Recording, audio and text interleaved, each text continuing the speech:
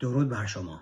من فرشاد امیرخانی، پارالیگال مورد تایید کانون وکلای مهاجرتی آمریکا و همچنین مشاور فارسی زبان از دفتر حقوق مهاجرتی رد ایگل ثبت شده در کالیفرنیا توسط وکیل کارتیس لی موریسون همراه شما گرامیان خواهم بود.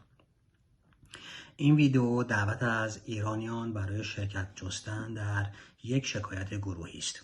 این دفتر قصد دارد برای کمک به پرونده هایی که ویزای خانوادگی آنها پس از مصاحبه در سفارت همچنان در حالت تعلیق و انتظار به سر میبرد و یا به اصطلاح فنی منتظر پایان یافتن مرحله اداری و یا Administrative Processing یا همان اپست در دادگاه طرح شکایت نماید تا دستیابی سریعتر به ویزای آنها را پیگیری نماید. هدف از این شکایت یک چالش حقوقی است. ما آن را مرحله بازدارنده فرم‌های تکمیل اطلاعات DS5535 می‌نامیم که مانع صدور ویزای به موقع متقاضیان ایرانی می‌گردد.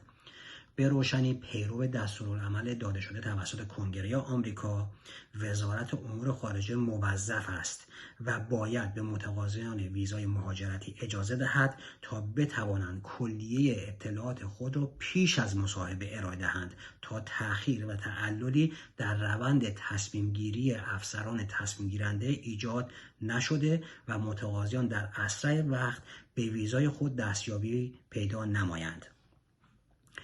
برخلاف این دستورالعمل، وزارت امور خارجه درخواست فرم‌های اطلاعات تکمیلی DS5535 از متقاضیان ویزا را به موقع انجام نمی‌دهد.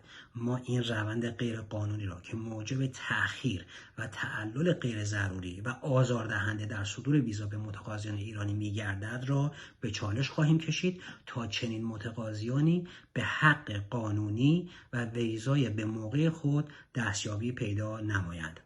حال بپردازیم به زمانبندی‌های مهم این واقعه. مهلت ثبت نام 30 سپتامبر سال 2023 برابر با 8 مهر ماه 1402 خواهد بود.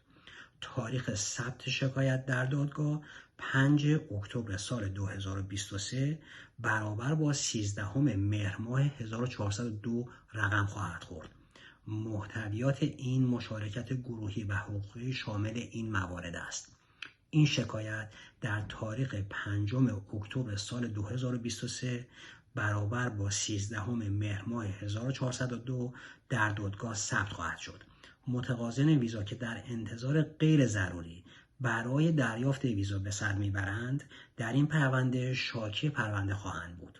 اگر دولت تصمیم به تمکین از این خواسته ننماید، وکلا با ادامه روند شکایت و همچنین به کارگیری تمامی ظرفیت‌های حقوقی اعم از کتبی و ارتباطات زنده و حضوری خواسته شاکیان را پیگیری خواهند نمود. وکلا و پارالیگال‌های پرونده مشاوره و پشتیبانی‌های خود را به صورت کامل به شاکیان پرونده ارائه می‌نمایند تا به اهدافشان نائل گردند. ویژگی‌های واجدین شرایطی که می‌توانند در این شکایت حضور پیدا کنند.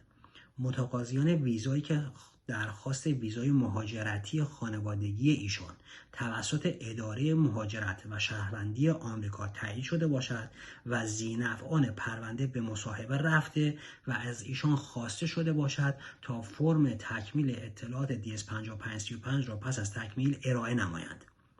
دوم، متقاضیان ویزای گروه F2A است که عقبگرد ویزا بولتن شامل ایشان شده و همچنین سهمیه ویزای ایشان اگر چنانچه در ویزا بولتن ماه اکتبر اعلام شده باشد. به عبارت دیگر، فرم I-130 آنها باید پیش از 8 فوریه سال 2019 ثبت گردیده باشد. هزینه شکایت تنها مبلغ $500 به عنوان پیش پرداخت به ازای هر خانواده و مبلغ $500 نیز پس از ورود به آمریکا چنانچه ورودی صورت نپذیرد پرداختی لازم نخواهد بود. ما همیشه پاسخگوی پرسش‌های شما همراهان همیشگی هستیم و از همراهی شما بیکران سپاسگزاریم. شاد و سربلند باشید.